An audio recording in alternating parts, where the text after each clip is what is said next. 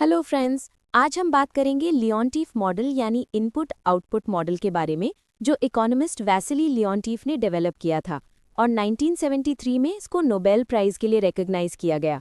ये model economy के different sectors के बीच के रिलेशनशिप्स को समझने में हेल्प करता है। लियोनटीफ मॉडल बेसिकली ये बताता है कि एक सेक्टर का आउटपुट दूसरे सेक्टर्स के इनपुट्स पर डिपेंड करता है। मतलब हर सेक्टर अपने प्रोडक्शन के लिए कुछ गुड्स और सर्विसेज दूसरे सेक्टर से लेता है। सिंपल एग्जाम्पल, एक कार फैक्ट्री को कार बनाने के लिए स्टील, रबर और इलेक्ट्रॉनिक्स चाहिए। स्टील फैक्ट्री को अपनी प्रोडक्शन के लिए कोल और आयरन ओर चाहिए।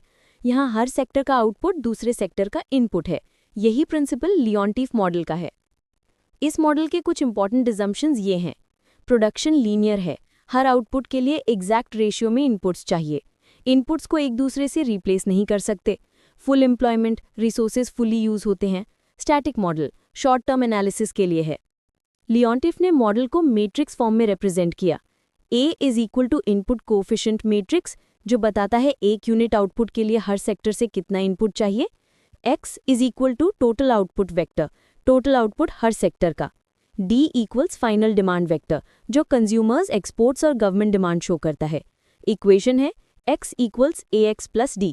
इसको सिंप्लीफाई करते हैं, X equals I minus A inverse D। ये फॉर्मूला बताता है कि फाइनल डिमांड मीट करने के लिए टोटल आउटपुट कितना प्रोड्यूस करना होगा। चलिए एक टू सेक्टर इकोनॉमी लेते हैं, स्टील और कार्स। स्टील और कार्स के लिए इनपुट रिक्वायरमेंट्स ये हैं। स्टील से एक यूनिट आउटपुट में 0.2 स्टील और 0.1 कार्स।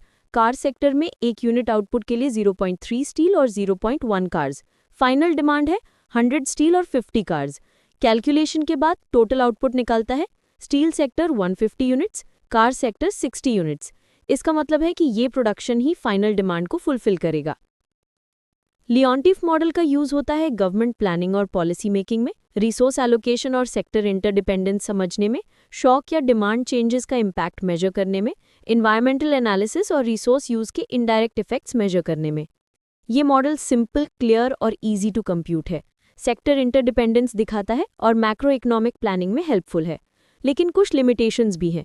लीनियर अजम्पशन रियलिस्टिक नहीं है, स्टैटिक मॉडल है, टाइम डायनामिक्स इग्नोर करता है, एक्यूरेट इनपुट आउटपुट टेबल्स चाहिए, डेटा इंटेंसिव है। तो दोस्तों, लियोनटीफ मॉडल एक पावरफुल टूल है जो सेक्टर्स के इंटरकनेक्शंस को समझाता है और इकोनॉमी प्लानिंग में बहुत यूजफुल है।